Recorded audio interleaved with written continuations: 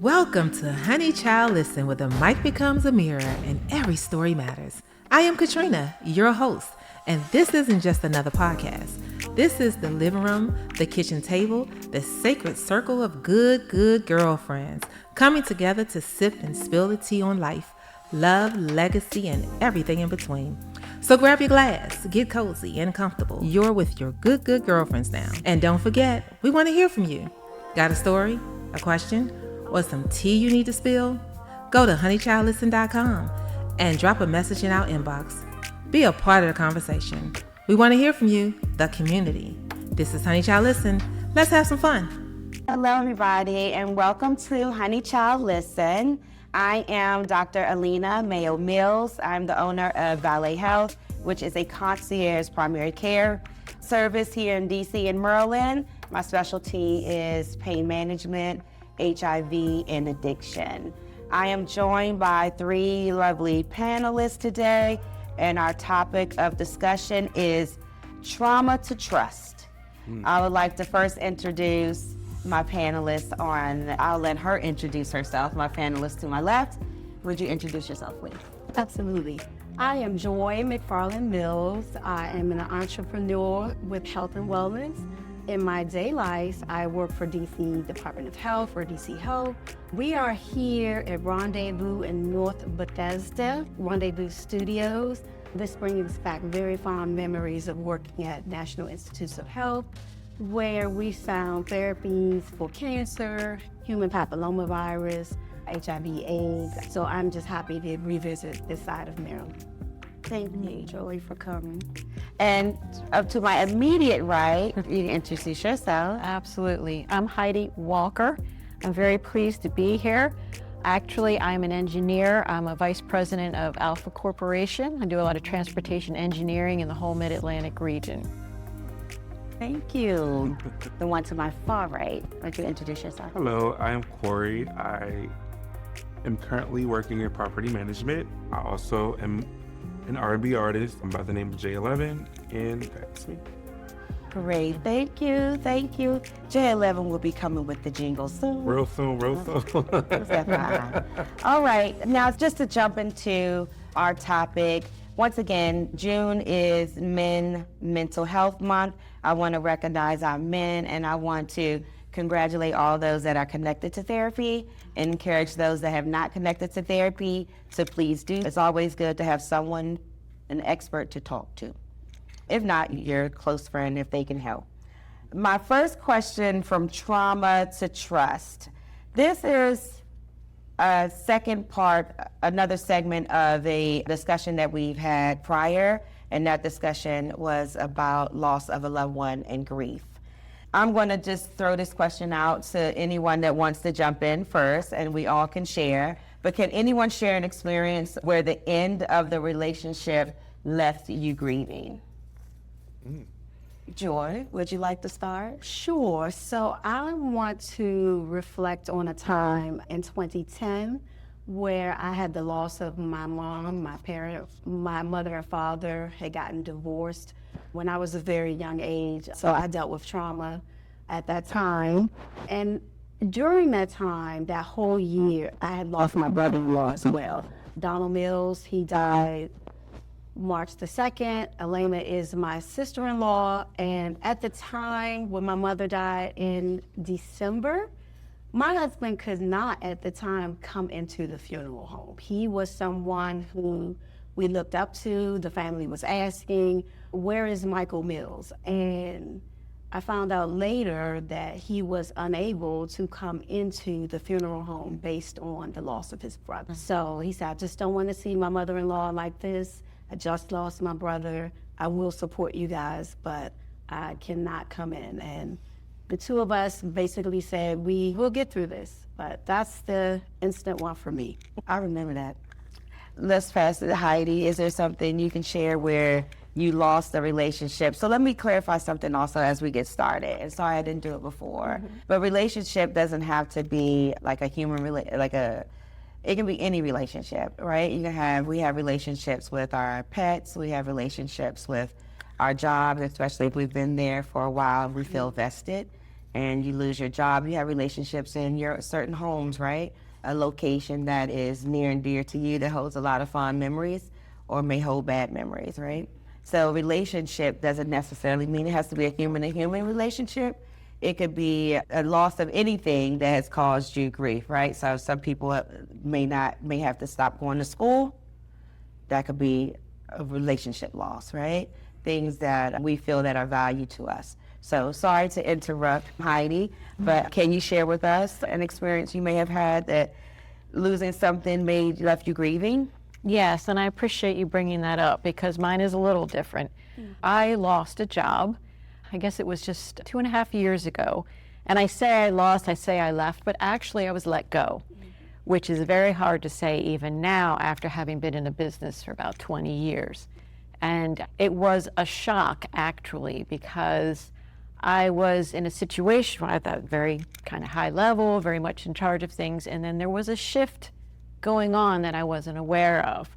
And then you get the call all of a sudden. And it was a Teams call of all things.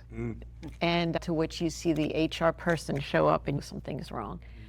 And so at that moment when I was let go, it was the shock of it hit more than I ever thought it would. And it wasn't. I had kind of grieving process for a job, and it was a panic at the same time. What am I gonna do? How am I gonna get a job? I need insurance, I need this, I need that. And what about the kids? So it was a shock, and it was quite a process to get there on the other side. Yeah. So that was a really hard time. I know I can relate to that also. And Corey, would you share? Do you have an experience you want to share where you lost something and it caused you to grieve? For me, it would be relationship. Back in 2011, March of 2011, I ended a almost 5-year relationship. And I thought I was over it. I thought I was just moving through life and coasting. And I realized within it that I was grieving that relationship. I was longing for that relationship. Not because of the person, but just because of the comfortability that I formed within that relationship. Sometimes we get comfortable and we navigate through that in the sense of, what is the word I'm looking for? I'm sorry. All right. I just, No, you go ahead. The word, you think of the word. I don't I think was that- trying to think of some word for You're you, not- but I don't want to put it in your mouth. No, it's okay. It was that relationship for me that I won't say I'm still grieving it because I'm not, but it is something that you look back on as, could I have done this differently? What could I have done to make it what I needed it to be for me at that time? Were you grieving the person or an expectation in the Expectation. relationship? Definitely expectation, because I entered into it with expectations. I was engaged to this individual at one point in time, and the expectation from the beginning was set. Then the expectation detoured into, I have no idea. I woke up one morning and was like, is this my life? If I literally living in this form of my life that just was so surreal to me. But yeah, it was the expectation, definitely the expectation. I thought it was going to be. When I've experienced, I'm a 70s baby, let me put it like that. So I've experienced some losses throughout life. And what I came to realize, some of the times I was not really grieving the item or the person. I was grieving what my expectation of that, what it looked like in my head. But what it looked like in my head, it didn't probably look like that to the other person. You know what I'm saying? It wasn't really, I don't think sometimes I was actually grieving the item or that. I was grieving something else that I had to deal with. Yep. Thank you. So we touched on this already. So how does the relationship grief affect your mental health or your sense of identity? Oh, it And affects it. I'm gonna jump back to you, Heidi, because losing a profession, the separation of a job that you really, right? And this, you feel like you're living in your calling or you're living in your purpose, and then someone says, no, you're not. Time to go. Your purpose wasn't here. When you always thought that, wow, this is God, I'm where I'm supposed to be. God has put me on this journey, on this path, and I'm here. How did you feel about, how was your mental health and your sense of identity after losing your job? It's a great question, because I can just imagine myself sitting at my desk at this moment when it happened. And immediately, or almost immediately, and I thought, my God, I thought I was all this. Maybe I'm not. And it was first self-doubt. You think you've got the confidence, you're doing this, and all of a sudden you're like, I'm not who I thought I was. And it was a shock. And then at the same time, I thought, oh my God, how am I going to stay where I was? What am I going to do? And it felt like it was drowning in a way. It's like, how do I do this? And it was a shock that I didn't quite know how to do, because you have a reputation. My industry is very big. I know a lot of people after many years. And then I thought, what am I going to do to recover? What am I going to do to make sure nobody knows, right?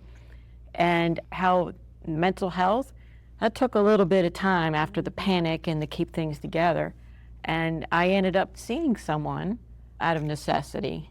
And that really helped, because it put things in context for me, that it wasn't me necessarily, but I had to look at me. What do you mean by you had to see someone? What is that? A therapist. A therapist. Yes, sorry. Yeah, I had to see someone. I'm like, I had to see a lot of people, but that was helpful. Who was seeing? Well, it was that too. That's it, right? It was a little bit of everything, but she helped me. That was the reaction to the panic. I need a headhunter, I need to look at things, call people and all that. But the therapist was helpful for mental health. And what about you, Corey? I heard her say something that was really important. I'm going to touch back on it. Guilt and shame, because of where you thought you were, who you thought you were, or the value that you brought. Someone else is telling you, oh, we like you, but we don't need you. Was that a part? So for me, I think that was a part of it too, the separation piece, and now I have to be forthcoming and I have to be open and honest about it, right? Is that what you were For me, making the decision to walk away was one difficult, because in my mind, this was forever. I always treated relationships like a marriage. I don't believe in divorce. I don't believe in separation. I believe we're going to work through it. We're going to figure it out. So when I made the decision for myself, mental health wise, it also became a point to, who am I without this individual? Where do I stand in the world without this individual? I now have to reacclimate myself to everyday life without this individual by my side. Even though when they were by my side, they were not the person that they should have been to me. However, I became comfortable in our everyday day-to-day, whether good, bad, or indifferent. I became comfortable with it. So for me, it was the point where it's okay, I didn't let it go, put you out, and we're separated. What now? Who is going to love me now? Who is going to want me now? I spent so much time with you and never strayed or anything like that when I could have, but I chose not to, because that's just who I am. So it's like a reawakening as to who I was as an individual without that individual. Joy, I'm going to come at you, but I'm going to ask you a follow-up question. So, do you approach every one of your relationships like this now, where I'm going in as if we're married? Not now. No. Okay. Not now, but there was a point in time before I made that decision where I would enter into a relationship and you could do the slightest thing wrong and I'm Just and then I was like, okay, that's not cultivating anything. That's not healthy. So I said, okay, let's try the stay and figure it out route. And I stayed, still didn't figure it out. So in this present time where I am now, if I'm dating, I'm not dating right now currently, but when I do decide to date, it's not a sense of I'm treating this as a marriage. I'm treating this as, are you right for me or are you not? What are we bringing to each other in this situation? Okay. What about you? As far as anger, guilt, or confusion that you may have been experiencing during that time of loss? So for me, in the parental aspect for that, and I'll give shout out to my family members, we helped take care of my mother. And then there's this emptiness. Oh, what do we do now? So shift goes to my dad. My mom passed at 79. We were still dealing with the loss of a brother-in-law. And we're talking about parents that have had strokes, dementia, and we started to do things like this was my schedule this day, and you're like, oh, wait a minute, I don't have to do that anymore. So you feel this void with some other things. Now, mind you, I am dealing with leading a large team of people, and now you are having grief, going into a workplace, having to lead people, and I will say in a supportive moment, the employees were supportive, my family was supportive. We have a large family on both sides, mother and father, so they were supportive. But it took time to get through that because we were dealing with a void that we had to fill in now. And it wasn't like, hey, let's shift to dad now, but it was almost like, hey, how are you guys doing? We are the help, we're here for you, so we can do things that, you need. I know that, thank you, Joy. I know that during a loss, when we're younger and we don't have the emotional maturity, people want to get revenge, right? Or some shape or form or fashion, something to make them feel better about the situation. I was an Indian giver, okay? Oh, I'm sorry, I take that back. That is not politically correct. I just wanted my stuff back. It wasn't my stuff. I would buy something for people, and then I'm like, you will not be outside. But then when I got in therapy, that's what I realized. That was a learned behavior. It was a learned behavior, and it was something I said I would never do. And it's the first thing I found myself that I did when I was younger. I wouldn't go scratch a car or slice your tires. Your stuff back. I didn't want my stuff back. I was the total Because I'm a opposite. giver, and I love, that's just who I am, right?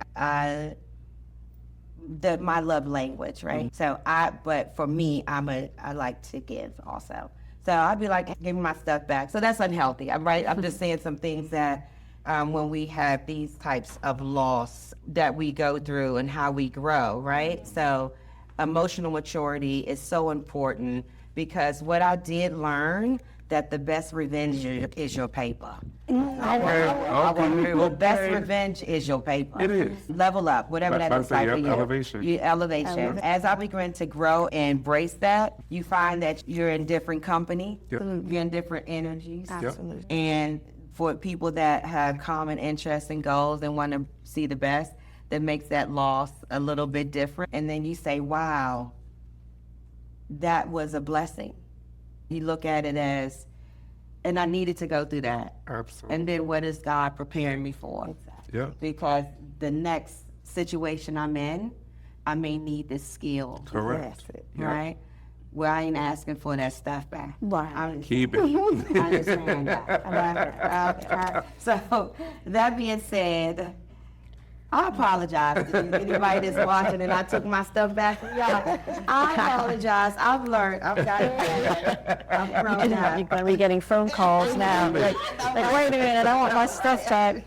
All love you guys. Now that you've experienced it and you've gone through it, is there something that was happening that you think would have benefited you more then? I.e., like therapy, or i.e., more being around your family more. Is there something that did not happen for you that you felt would have been a blessing for you? With that situation, an apology would have been great. A sincere apology. Because I gave until I couldn't give no more. I tried until I couldn't try no more.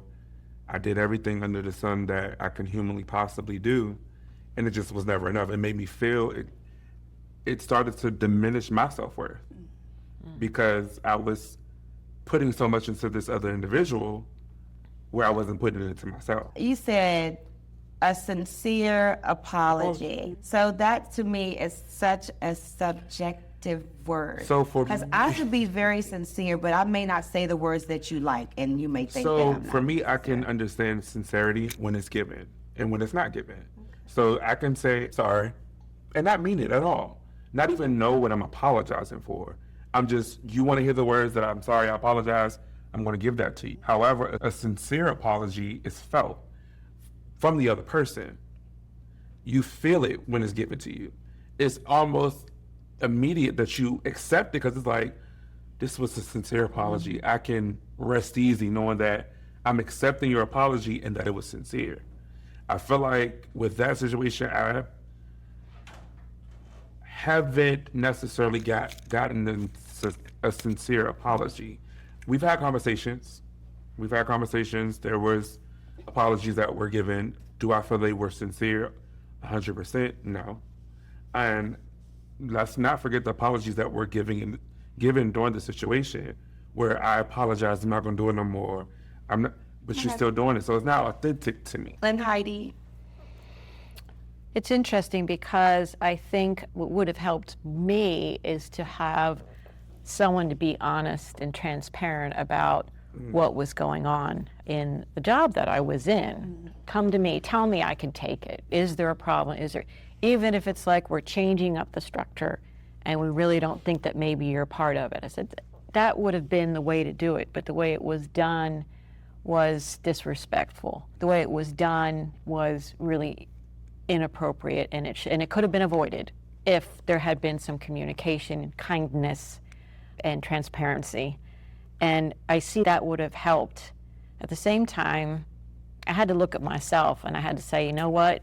You're grown, you've been in business, you should be strong, you've had to work with men, predominantly men, in your career, and you should be able to take a step back and see, you know what? It's okay, and I can trust that this will improve. But it's tough. You're still a little kid inside. Yeah. exactly, that's true. But how has that changed? How has that changed the way you deal with your staff?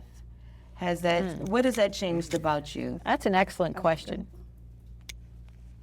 With right now and where I am in the company, I'm very happy. I believe strongly in having regular discussions with my staff.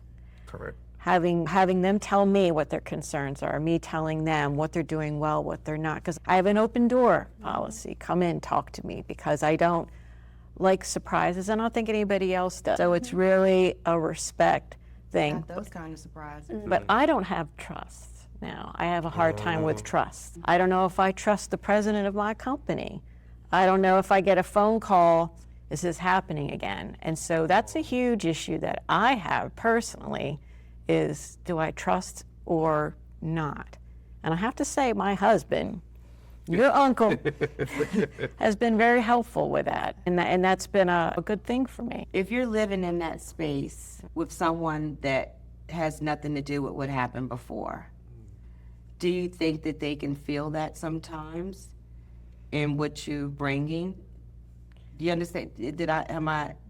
How could I say this? So, you just recently, you said your boss now has nothing to do with happening in the past. Correct.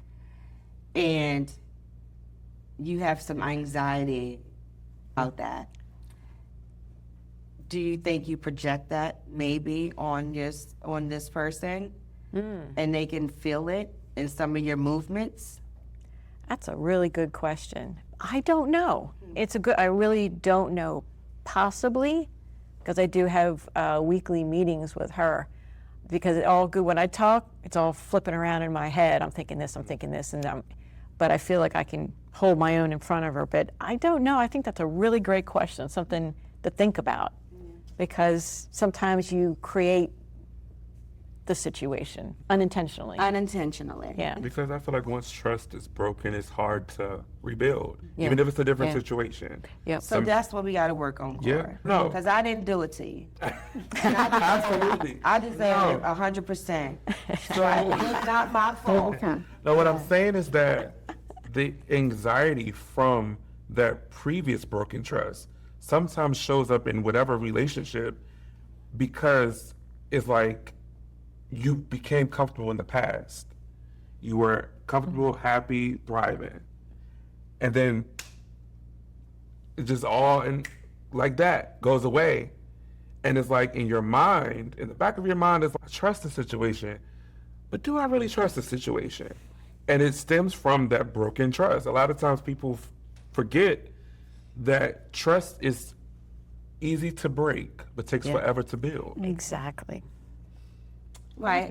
Agree. Well, I you- agree. what do you think? So I want to say just thank you both for sharing that, Corey and Heidi, because in each aspect for relationships, as well as even in employment, sometimes we bring what we call blunders to the relationship and you're second guessing yourself. I'm not necessarily saying you're projecting, but you have that in the back of your mind as well.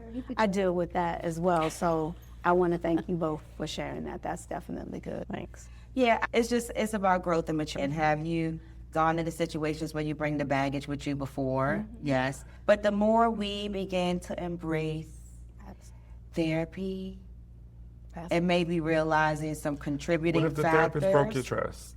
But we're human, right? So everybody. You know, I got mean, you. For me, and I'll speak from experience when I was a child. I was in therapy.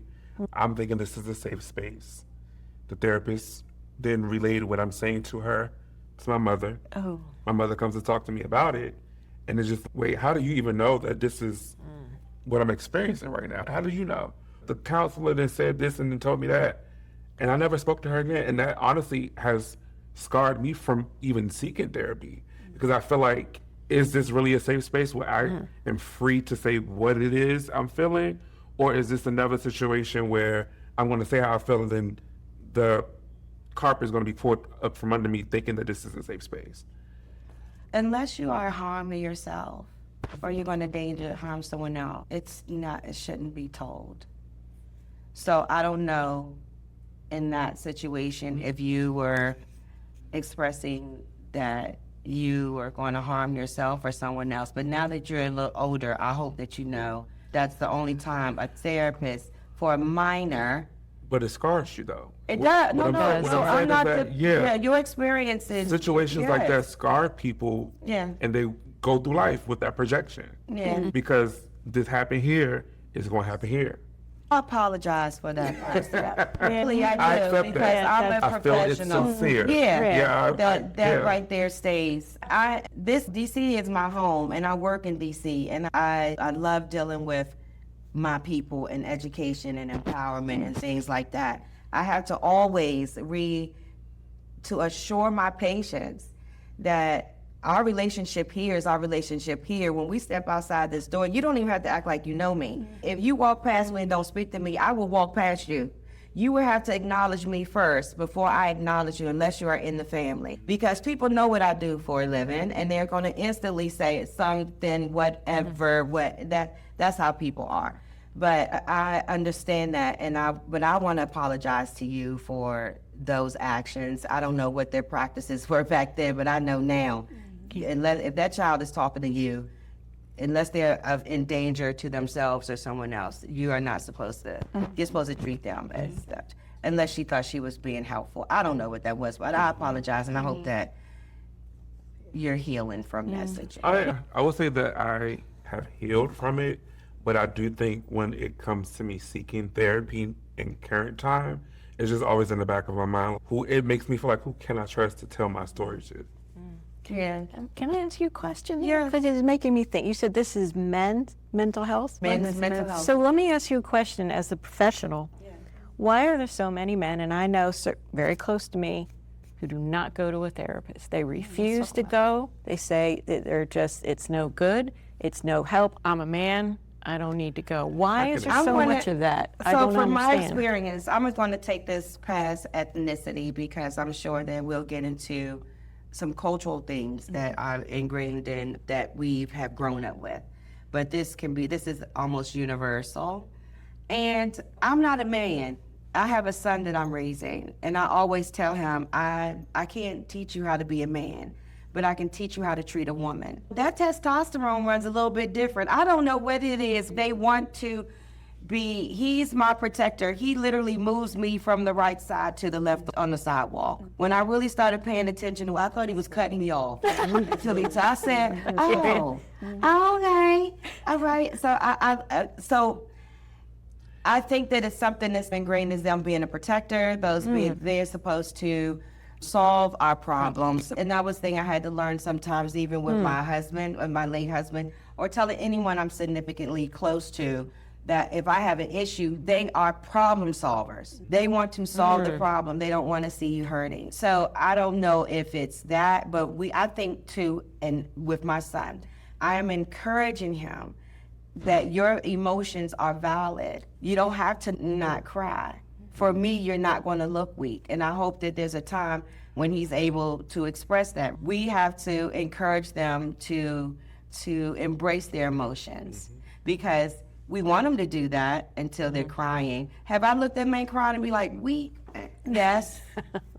And that's Yes, the I problem. have, and I had to change that mindset, because whatever brought that man to cry in that moment has to be respected and addressed and acknowledged. I often feel like men don't have that safe space. They feel as though they don't have that safe space.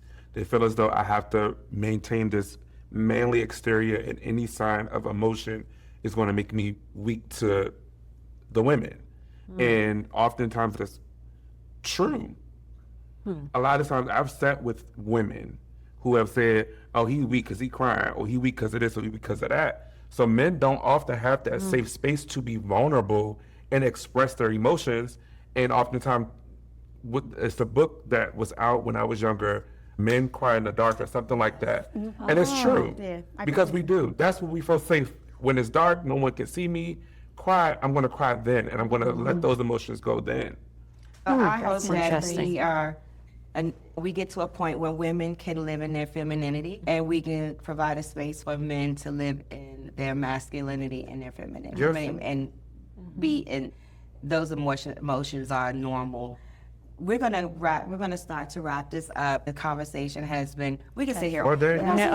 This long. This last question, Joy, I want to start with you, right? Elena, for that question, thinking in trauma to trust, as sister-in-laws, we lost Mike Mills in December of 2013. And for me, growing up in Kingdom Life and having a strong family set and friend set, that has been one of the defining moments for me. Faith, family, friends. And literally, we are a village where we surround each other based on your faith. That's your foundation. Your family will cover you, and your friends as well. You have friends that become family, so that is majorly important.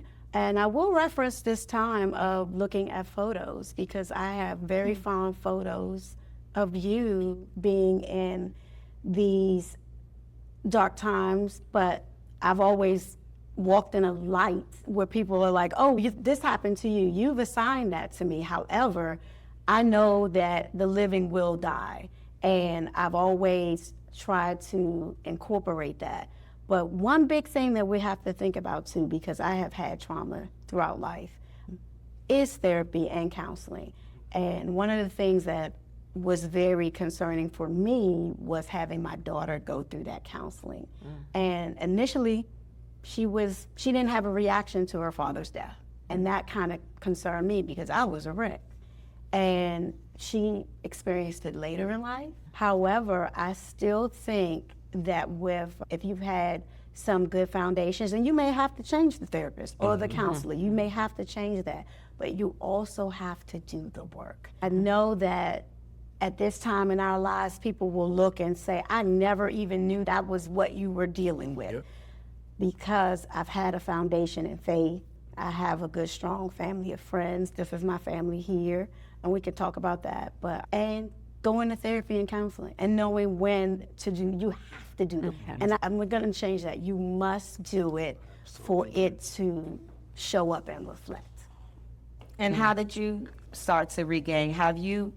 I hear you say that there's a little distrust, but what are you doing to repair trust? So anything specific that you reflect on? I think what I've had to do, and I think your point about working hard is you can't just expect other people to do it for you. And when I see this woman, the therapist, and she gives me the notes and she makes me do the homework, and I said, all right, you're right. And then I come back and I read what she said, because I keep trying to repeat, all right, wait, what do I say? What do I say? What do I say to build myself up, to build the trust? But I have to go back and look at it and absorb. And that's how I've tried to be able to get the confidence in myself so I can trust somebody else. And still a little wary about it, but it helps me get there. And what about you, Corey? I've learned to lead with trust because my past is not my present. Absolutely. In any form of the word, I believe that you have to give trust. Start with giving trust because that person or situation didn't do anything to you.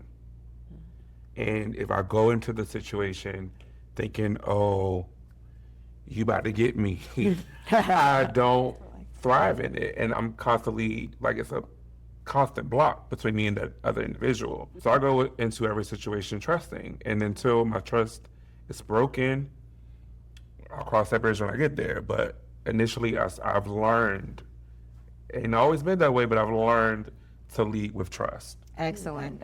So my closing remark is show up who you are.